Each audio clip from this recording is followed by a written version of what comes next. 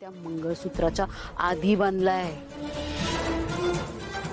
दिलेलं वचन हे कुठल्याही गोष्टीपेक्षा मोठं असतं हे कायम लक्षात ठेव. आणि नुसतं वचन नाही, स्वतःला मोठी विठ्ठलाची भक्त म्हणवतेस ना, मग त्या विठ्ठलाच्या साक्षीने तू मला वचन दिलंयस. अशी कशी विसरून जातेस ग तू? अगं मम्मा, पण आता तर ती मेंदळे आहे ना, मग तिला तुझा शब्द पाळायची काय गरज आहे? हो ना? आणि नाहीतरी तिला सगळं आता आयतं मिळतं. अगं ती एका मोठ्या बिझनेसमॅनची बायको आहे. आता जर तिला आपल्या पैशांची गरजच नाहीये. पैशांची गरज राहिली नसली ना तरी माझ्यासाठी माझा शब्द मोठा आहे.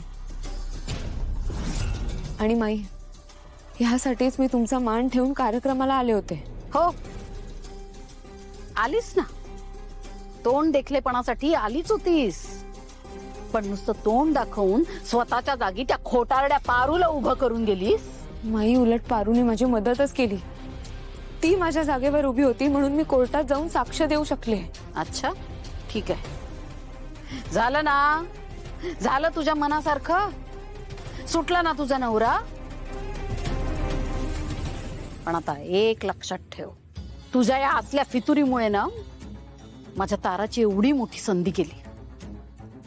आता मी सांगेल तेव्हा सांगेल त्या कार्यक्रमाला मुकाट्याने हजर राहायचं. मी बरेच कार्यक्रम घेतले आता सावली, मला एकही कार्यक्रम चुकवायचा नाहीये त्यातला.